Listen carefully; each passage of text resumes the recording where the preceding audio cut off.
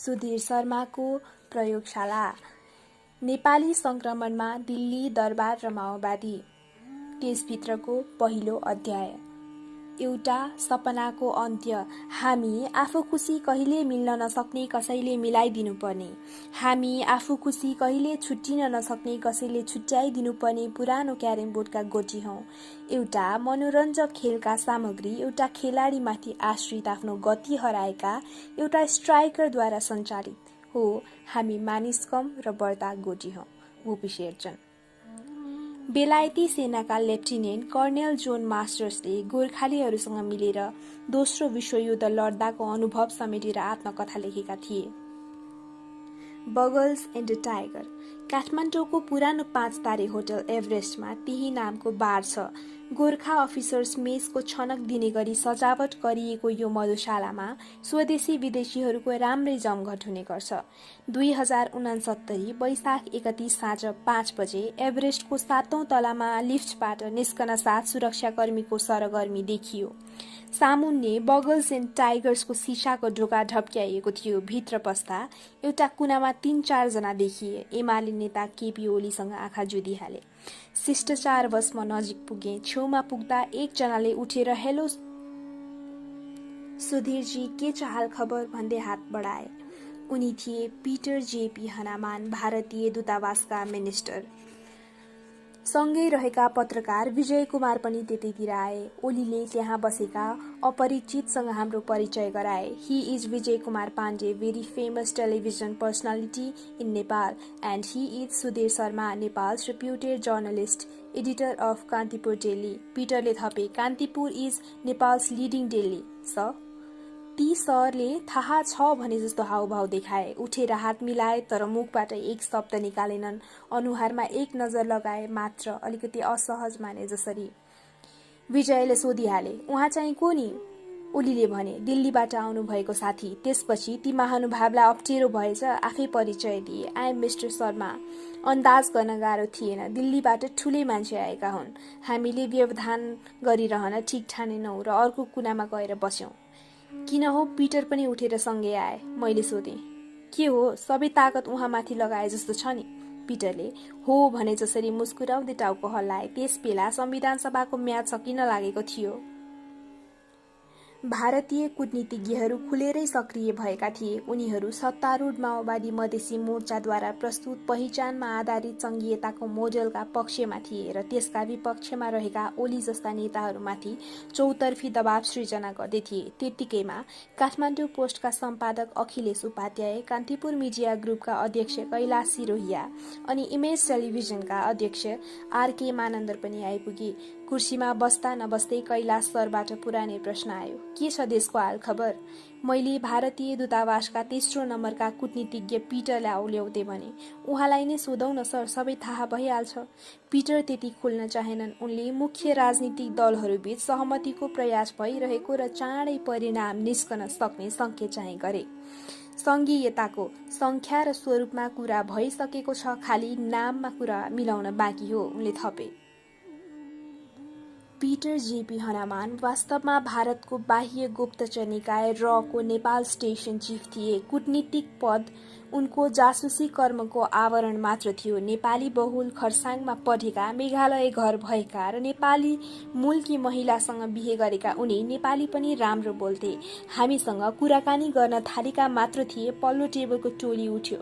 Peter पनि हत्तपत्त उठेर आफूलाई शर्मा भनेर चिनाउने व्यक्तिको हातमा रहेका नोटप्याड र डायरी बोकिदिए। जोइन्ट सेक्रेटरी तहका अधिकृतले त्यसो गरेपछि सहजै अनुमान गर्न सकिन्थ्यो।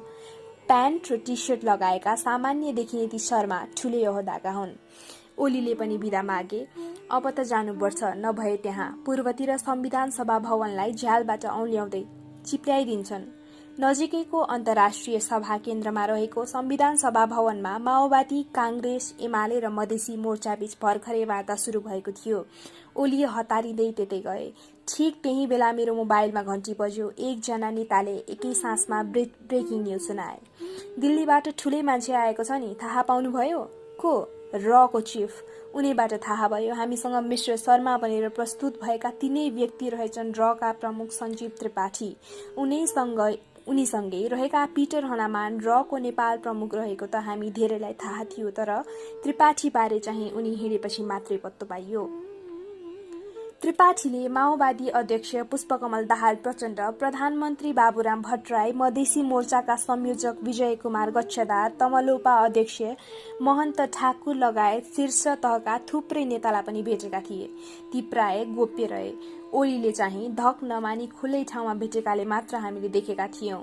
संविधान सभाको म्याद 2069 जेठ 14 सकिन केही दिन मात्र बाँकी छँदा नेपाली राजनीतिको मियो समातेर बसेको भारतको गुप्तचर निकाय रिसर्च एन्ड एनालाइसिस विङ अर्थात् र सघन रूपमा सक्रिय भइसकेको थियो।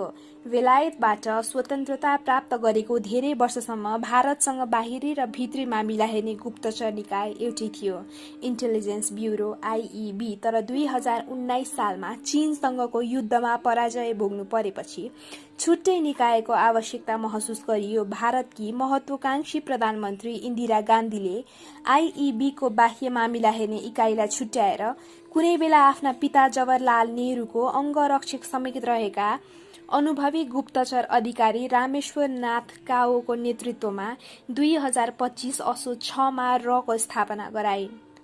खास गरी छिमेकी मुलुकहरूको आन्तरिक मामिलामा संलग्न रहने गरेको रले राजनीतिक सामरिक सूचना मात्र बटुल्दैन, बाहिर थाहा नहुने कभर्ट अपरेसन समेत सञ्चालन गर्छ। त्यस्ता दुईटा सफल अपरेसनमा पूर्वी पाकिस्तान टुक्र्याएर बङ्गलादेशको स्थापना 2027 चैत र सिक्किमको भारतमा विलय 2032 जेठलाई मान्ने गरिन्छ। नेपालमा रको उपस्थिति स्थापना कालदेखि नै थियो, तर 2059 सालदेखि ऊ अझ सघन रूपले संलग्न भयो। राजाको शासकीय महत्वाकांक्षा र माओवादीको युद्धोत्कर्षबीच भारतको राजनीतिक नेतृत्वले उसलाई त्यही वर्षदेखि नेपाल प्रोजेक्ट सुम्पेको थियो। यसबारे पछिल्ला अध्यायहरूमा चर्चा गरिनेछ। त्यस पश्चात अझ खास गरी दोस्रो जनआन्दोलनपछि नेपाल राज्यका सबैजसो महत्वपूर्ण निर्णय र घटनाक्रममा रको संलग्नता कतै न कतै जोडिने गर्यो। मुलुकको लगाम समातेका अधिकांश नेताले हिजोको राजदरबारका ठाउँमा दिल्लीलाई राखेर हेर्ने गरेका र त्यसमा पनि रको आशीर्वादलाई निर्णायक मान्न थालेका कारण त्यस्तो हुन गएको थियो। नेपाल मामिलामा अत्याधिक महत्व पाएको रको अपरेसन काठमाडौँको स्टेशनले मात्र सञ्चालन गर्दैन थियो। बेला बखत दिल्ली मुख्यालयबाटै उच्च अधिकारीहरू आउँथे। संविधान सभाको म्याद सकिन लाग्दा सञ्जीव त्रिपाठी त्यसै मिसनमा आएका थिए। बरेली उत्तर प्रदेशका त्रिपाठीले 2066 पुसमा र प्रमुख भएदेखि नै नेपाल मामिलालाई आफै हेर्न थालेका थिए। मूलतः संघीय संरचनाको आधार र संख्यालाई लिएर कुरा नमिलिरहेका बेला दलहरूबीच निश्चित मुद्दामा सहमति गराउने उद्देश्यले उनी काठमाडौँ उत्रेका थिए। त्यसबेला माओवादी र मधेसी मोर्चा एकल जातीय पहिचानमा आधारित संघीयताका पक्षमा थिए। त्यसमा पनि तराईमा बढीमा 2वटा मात्र प्रदेश हुनुपर्ने मोर्चाको अडान थियो। कांग्रेस र एमाले चाहिँ बहु पहिचानका पक्षमा थिए र तराईमा पनि पहाडमा जस्तै 2 भन्दा बढी प्रदेश हुनुपर्ने ठान्थे। ती दलले भने जस्तै भयो। आपसमा विवाद गरिरहेका नेपाली नेताहरू र प्रमुखसँगको भेट लगतै मेलमिलापतर्फ फर्किए। 2069 जेठ 2 मा प्रधानमन्त्री निवास बालुवाटारमा माओवादी, कांग्रेस, एमाले र मधेसी मोर्चाको एउटा निर्णायक बैठक बस्यो, जसले संघीयता मात्र न शासकीय स्वरूप, न्यायपालिका लगायत नयाँ संविधानका बाँकी विवादित विषयमा सहमतिमा पुगेको घोषणा गर्यो। सहमतिको पहिलो वाक्यमै नेपालका सबै प्रदेशहरू बहुजातीय हुनेछन् भनियो। त्यस्ता प्रदेश 11वटा रहने, तिनको सीमाङ्कन र नामाङ्कन गर्न केन्द्रीय संघीय आयोगको व्यवस्था गर्ने, उक्त आयोगले गरेको सिफारिसका आधारमा अन्तिम निर्णय संसदले गर्ने, अन्तरिम संविधानको धारा 82 मा नयाँ संविधान जारी गरेर संविधान सभा भंग भए पनि अर्को चुनाव नहुन्जेल संसद रहन सक्ने व्यवस्था थियो र नामाङ्कनका सन्दर्भमा प्रदेश सभाले गरेको निर्णय अन्तिम हुने सहमतिमा उल्लेख थियो। त्यसमा तराईको भूभागलाई 5 प्रदेशमा बाँड्ने सहमति भएको थियो। सहमतिको अर्को मुख्य पाटो शासकीय प्रणालीबारे थियो, जस अनुसार प्रत्यक्ष प्रणालीबाट राष्ट्रपति र संसदबाट प्रधानमन्त्री चुनिने मिश्रित प्रणाली अपनाउने भनियो। संसदको गठन, अदालत र संवैधानिक अदालत बारे पनि सहमति जुटाइएको थियो। त्यो सहमति भइसकेपछि माओवादी उपाध्यक्ष बाबुराम भट्टराई नेतृत्वको सरकारमा एमालेबाट 2 जना, ईश्वर पोखरेल र राधा घेवाली तथा अन्य साना दलबाट 5 जना मन्त्री नियुक्त भए। कांग्रेसबाट त्यस अगावै 2 जना, कृष्णप्रसाद सिटौला र सूर्यमान गुरुङ सहभागी भइसकेका थिए। नयाँ संविधान जारी हुने देखिएपछि सबै दलले भट्टराई सरकारलाई राष्ट्रिय सहमतीय सरकारको स्वरूप दिएका थिए, तर त्यो सहमति एक दिन पनि टिकेन। र प्रमुख त्रिपाठीसँग एभरेस्ट होटेलको बारमा जुन दिन हाम्रो जमघाभेट भएको थियो, त्यसै दिन अर्थात् 2069 वैशाख 31मा उनले र स्टेशन चिफ पिटर हनामानको विशालनगर स्थित घरमा तमलोपा अध्यक्ष महन्त ठाकुर, मधेसी फोरम लोकतान्त्रिकका अध्यक्ष विजय कुमार गच्छदारलाई भेटेका थिए। त्यहाँ उनीहरूलाई सम्झौता गर्न दबाब दिइयो। गच्छदार त तराईमा 2 भन्दा बढी प्रदेश बनाउँदा लागू गर्न गाह्रो छ भनेर निस्किए ठाकुर चाहिँ केही बोलिरहेका थिएनन्। गच्छदार हिँडेपछि ठाकुरलाई पुनः सम्झाइयो। देशको उपप्रधानमन्त्री र मधेसी मोर्चाको संयोजक समेत रहे पनि गच्छदारभन्दा भारतीयहरूका निम्ति भरपर्दा ठाकुर नै थिए। उनीहरूले संविधान निर्माणको प्रक्रिया जोगाउनु पर्नेमा जोड दिए। तत्काल सम्झौता गर्नु परे पनि भविष्यमा मधेस प्रदेशको मुद्दा बिउताउन सकिने। अहिले सम्झौता गरेर भए पनि नयाँ संविधान जारी नगर्दा मधेसले पाएका सबै उपलब्धि गुम्ने तर्क समेत गरे। 2062 सालको 12 बुँदे समझदारीदेखि सुरु भएको संविधान सभाको प्रक्रियामा रको सक्रिय संलग्नता थियो। त्यसैले नयाँ संविधान निर्माण भए मात्र आफूले खेलेको भूमिका र गरेको प्रयत्न सार्थक हुने तर्क गरिएको थियो। विगतमा एक मधेस एक प्रदेशका पक्षमा क्रियाशील रहे पनि त्यो विशेष क्षणमा र 5 प्रदेशमा देखिनु आफैमा अस्वाभाविक थियो। दबावमा परेका मधेसी नेताहरूले जेठ 2 को बालुवाटार बैठकको निर्णयप्रति मौन सहमति देखाए। त्यहाँबाट निस्कने क्रममा गच्छदारले 11 प्रदेशको संघीय ढाँचामा आफूहरू सहमत नरहे पनि संविधान निर्माण प्रक्रियामा अवरोध नपुर्याउने सञ्चारकर्मीहरूलाई बताए। बालुवाटारको त्यो सहमतिले मधेसी समुदायमा चर्को प्रतिक्रिया उत्पन्न गर्यो। नेपाल मधेस फाउन्डेसनका कार्यकारी निर्देशक तुला नारायण शाहले अधिवक्ता दीपेन्द्र झा र पूर्व राजदूत विजयकान्त कर्णसँग सल्लाह गरे। केही न केही त गर्नै पर्यो। बिना कुनै आधार तराईलाई जसरी 5 प्रदेशमा बाँड्न खोजियो त्यो ठिक भएन र कुनै प्रतिक्रिया जनाउनु पर्छ भन्ने हामीलाई लाग्यो। शाह सम्झन्छन् अनि हामीले मधेसी दलका नेताहरूलाई त्यो सहमति नमान्न दबाब दियौं। शाहकै अग्रसरमा जेठ 4 मा अनामनगर स्थित मधेस मिडिया हाउसमा छलफल कार्यक्रम राखियो, जहाँ पहिलो पटक मधेसी र आदिवासी जनजाति दुवै समुदायका बुद्धिजीवी सभासदहरू एकसाथ उभिए र 11 प्रदेशको विरोध गरे।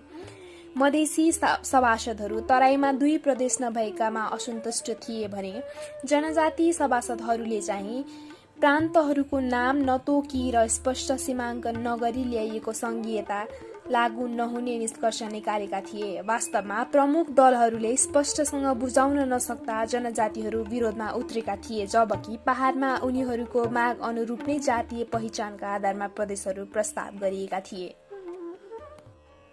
उता गच्छदार र ठाकुरको मधेसी मोर्चाभित्रै चर्को विरोध भयो। सद्भावना पार्टीका अध्यक्ष राजेन्द्र महतोले निर्णय नसच्याए सरकारबाट हट्ने धम्की दिए। मोर्चाका संयोजक गच्छदारको पुतला समेत जलाइयो। सरकार बाहिर रहेका उपेन्द्र यादव र शरद सिंह भण्डारी नेतृत्वका मधेसी दलहरू पनि विरोधमा उत्रिसकेका थिए। उनीहरूले गच्छदार र ठाकुरलाई गद्दार भन्दै आम मधेसीको समर्थन हासिल गर्ने कोसिस गरे। त्यसबीचमा थारू समुदायले पनि कैलाली र कञ्चनपुरको पुरै भूभाग थारूवान प्रदेशभित्र हुनुपर्ने माग राखेर आन्दोलन गर्न थालिसकेको थियो। 11 प्रदेशको विरोधमा यादव र भण्डारीको समूहले पूर्वी मधेसमा, थारूहरूले पश्चिममा र जनजातिले काठमाडौँमा आन्दोलन गर्न थालिसकेपछि मधेसी मोर्चा र माओवादी समेत चर्को दबावमा परे। आफैलाई समेत चित्त नबुझेको तर बाध्यतामा समर्थन गर्नु परेको 11 प्रदेशको समझदारीबाट मधेसी मोर्चा अन्तत पछाडि हट्यो अनि माग राख्यो। संविधान सभाको राज्य पुनर्संरचना समितिको बहुमतबाट अनुमोदित 14 वा राज्य पुनर्संरचना आयोगबाट प्रस्तावित 10 प्रदेशमा सहमति हुनुपर्छ। ती दुवै प्रस्तावनामा तराईलाई 2 प्रदेश मधेस र थारुवानमा बाँड्ने कुरा थियो। मधेसमा 2वटा मात्र प्रदेश हुँदा ती आफैमा शक्तिशाली हुने, तिनले काठमाडौँको जीवनधार समेत नियन्त्रण गर्न सक्ने, केन्द्रीय व्यवस्थापिकामा मधेसी प्रतिनिधित्व उच्च रहने र त्यसो हुँदा केन्द्रीय सत्तामाथि पहुँच बढ्ने उनीहरूको बुझाइ थियो। मधेसी दलहरू पछाडि हटिसकेपछि माओवादी पार्टीले पनि जेठ 2 गतेको सहमति जस्ताको त्यस्तै लागू गर्न नसकिने कुरा राख्यो। ऊ आफ्नो सत्ता साझेदारको समर्थन गुमाउन चाहँदैन थियो। सम्झौताका 4 पक्षमध्ये 2टाले हात झिकेपछि जेठ 14 भित्रै नयाँ संविधान जारी हुने आशा सञ्चार गराएको सर्वदलीय सहमति केही दिनमै बेवारिसे दस्तावेज बन्न पुग्यो। मुलुकका मुख्य 4 शक्तिबीच तीव्र मतभेद उत्पन्न भयो। भारतीय पक्षले बदलिएको परिवेश बुझिहाल्यो। एक शीर्ष नेताका भनाइमा तराईमा 2 प्रदेशको रणनीतिक कार्यसूची छाड्नु परेकामा भारतीयहरू त्यसै पनि खुसी थिएनन्।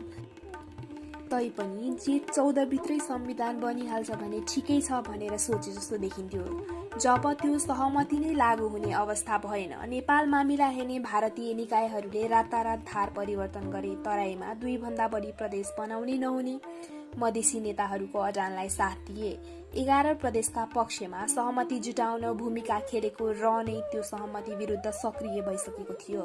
गुप्तचर निकायहरूले भन्ने र गर्ने कामहरूमध्ये कुन सही हो र कुन झुटो, अनि गर्न खोजे जस्तो काम पनि देखावटी हो वा साँच्चै, त्यो प्राय अस्पष्ट र भ्रमपूर्ण हुने गर्छ।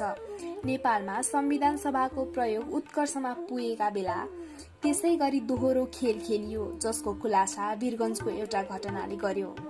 वीरगञ्जमा भारतको वाणिज्य दूतावास छ, जसले तराईभरि राजनीतिक कूटनीतिक पहुँच बढाउने कार्य गर्छ। 2060 सालमा स्थापित त्यो नियोगको घोषित उद्देश्य चाहिँ पर्सा, बारा, रौतहट, सर्लाही, महोत्तरी, धनुषा, मकवानपुर र चितवनमा विकास कार्यक्रम सञ्चालनका साथै द्विपक्षीय व्यापारका लागि सहजीकरण गर्नु हो।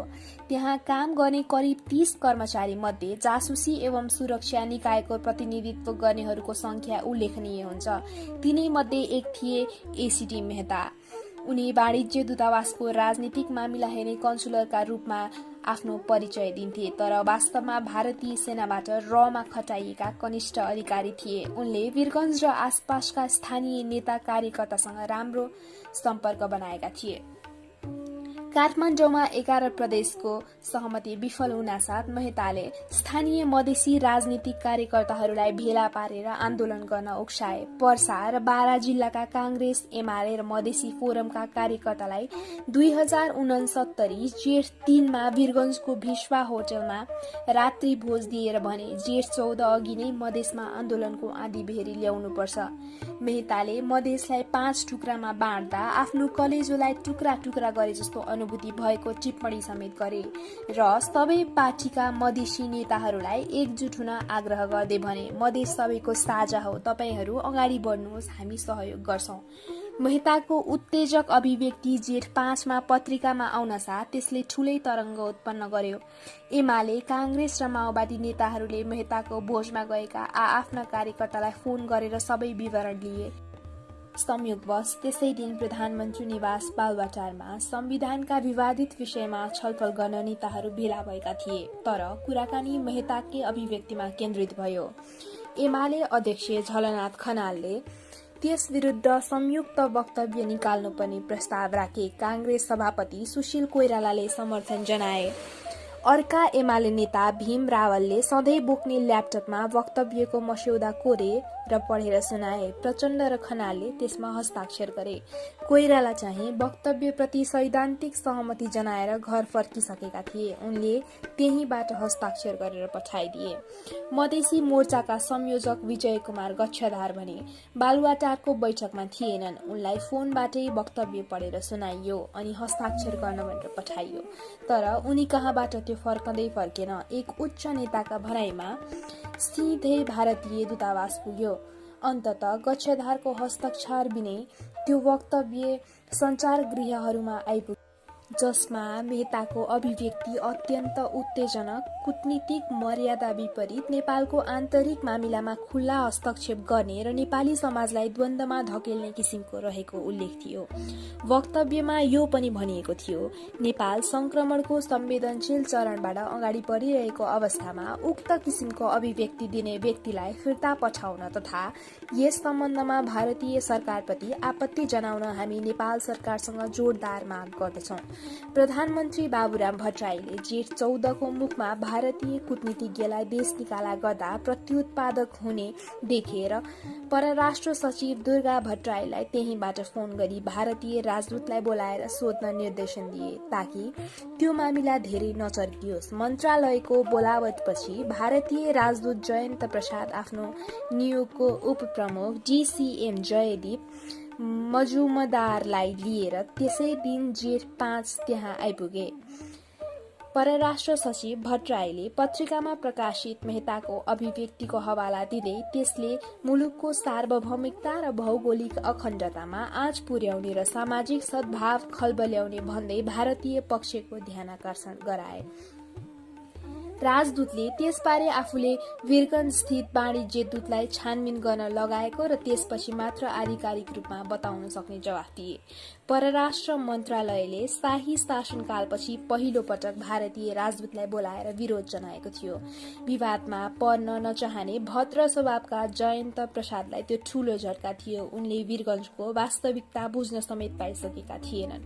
कूटनीतिक सेवाबाट आएका राजदूतलाई आफ्नै मिशन मातहतका सबै गुप्तचर गतिविधि थाहा नहुन पनि सक्थ्यो। उनलाई गम्भीर बनाउने ठूलो घटना चाहिँ भोलिपल्ट भयो। 2069 जेठ 6 को दिउँसो 1 बजे जयन्तले कांग्रेस सभापति सुशील कोइरालालाई भेट्ने पूर्व निर्धारित कार्यक्रम थियो। औपचारिक भेट भएकाले उनले डीसीएम जयदीप मजुमदारलाई समेत लिएर गएका थिए। त्यहाँ उनीहरूबीच जे भयो त्यसले सुशील कोइराला र भारतीय दूतावासबीच सानोतिनो शीत युद्ध नै सुरु गर्यो। त्यस दिन भएको चाहिँ के थियो? मैले एउटा कुराकानीका क्रममा सोध्दा कोइरालाले बेली विस्तार लगाए। जयन्तजीले आउन साथ सोध्नुभयो, तपाईले त्यो वक्तव्यमा हस्ताक्षर किन गर्नुभयो? तपाईले त्यस्तो गर्नुहुन्छ भनेर त मैले सोचेकै थिइन। मलाई त अचम्म लाग्यो। अनि भने, तपाईको कर्मचारीले किन त्यस्तो बोलेको त? हाम्रो देशको आन्तरिक मामिलामा त्यसरी बोल्न पाइन्छ? उहाँले त्यस्तो घटना नै भएको होइन भन्नुभयो। उल्टो मलाई किन भेरिफाई गर्नु भएन भनेर सोध्नुभयो। मैले भेरिफाई गरेको जवाफ दिएँ। उहाँले खोइ हामीसँग त भेरिफाई गर्नु भएन भनेपछि मैले आफ्ना कार्यकर्तासँगै बुझेर वक्तव्य निकालेको बताएँ। तैपनि उहाँले झुटो कुरा हो भन्नुभयो। अनि मैले पनि कसरी झुटो हुन्छ? मैले मात्र होइन, झलनाथजी र प्रचण्डजीले पनि आफ्ना कार्यकर्तासँग भेरिफाई गर्नु भएको हो भने। उहाँले मान्नु भएन। भएको त त्यति मात्रै हो। आफ्नो परम्परागत मित्र शक्ति मानिएको पार्टीका प्रमुखले त्यस्तो वक्तव्यमा हस्ताक्षर गर्लान् वा त्यस्तो अडान लेलान् भनेर भारतीय दूतले ठानेका थिएनन्। तर आफ्ना उपप्रमुखकै सामुन्ने औपचारिक भेटमा कोइराला झपार्ने शैलीमा प्रस्तुत भएपछि जयन्त स्तब्ध भए। केही महिनापछि देशका प्रमुख 3 वटै पार्टीले प्रस्ताव गर्दा समेत कोइरालालाई प्रधानमन्त्री बन्न दिइएन। उनी दिल्लीको कालो सूचीमा परेको त्यो दोस्रो पटक थियो। त्यसअघि 2056 सालमा रले तयार पारेको Pakistan anti India activist in Nepal नामको एउटा प्रतिवेदनमा उनलाई बिना आधार पाकिस्तानीहरूसँग अवाञ्छित सम्बन्ध रहेको भारत विरोधी नेताका रूपमा चित्रण गरिएको थियो। भारतप्रति कोइरालाको पनि राम्रो छाप थिएन। पञ्चायत विरोधी संघर्षका क्रममा कांग्रेसले गरेको शाही नेपाल वायु सेवा निगम सानेवानीको विमान अपहरण काण्डमा भारतको भागलपुरमा करिब 1.5 वर्ष जेल बस्दा उनी जसरी अपमानित भएका थिए त्यसबारे पछिसम्म सुनाइरहन्थे। गिरिजा प्रसाद कोइराला अनुसार त्यो अपहरण रसँगकै सल्लाहमा गरिएको थियो, तर सुशीलहरूलाई चाहिँ भारतीयले नै थुनिदिएका थिए। गिरिजा प्रसादको अवसानपछि उनको उत्तराधिकारीका रूपमा सुशीलले भारतसँगको सम्बन्ध सामान्यीकरण गर्दै थिए। तर बाबुराम भट्टराईको सरकारलाई भारतले जसरी च्याप्यो त्यसपछि दिल्लीसँग कांग्रेसको सम्बन्ध संस्थागत रूपमै चिसिँदै गयो। त्यसैबीच मेहताबाट आपत्तिजनक अभिव्यक्ति आएपछि सुशीलको धैर्यको बाँध टुट्यो। उनी भारतीय राजदूत समक्ष पड्किए। नेपाली नेताहरूको आक्रोश र आफूसँग निकट भनिएको सरकार समेतले प्रष्टीकरण सोधेपछि भारतीय राजदूत जयन्त प्रसाद रक्षात्मक बन्न पुगे। उनका पूर्ववर्ती राकेश सुदमाथि नेपाली राजनीतिलाई माइक्रो म्यानेज गर्न खोजेको जुन आक्षेप लागेको थियो, सौम्य स्वभावका जयन्त त्यस्तो छवि बनाउन चाहँदैनथे। त्यसैले मुख्य दलहरूको संयुक्त विरोध, परराष्ट्रको स्पष्टीकरण अनि कांग्रेस सभापतिको खप्की खानु परेपछि तुरुन्तै दिल्लीतर्फ हानिए, जेठ 14 अघि नफर्किने भन्दै। नेपाली पक्षकै अनुरोधपछि मात्र जेठ 9 मा उनी काठमाडौँ फर्के। तर त्यसपछि पनि पहिले जस्तो खुला सक्रियता देखिएन। भारतीय दूतावासको कूटनीतिक नेतृत्वको निष्क्रियतामा उनीहरूका सुरक्षा अङ्गको भूमिका अरु बढ्यो।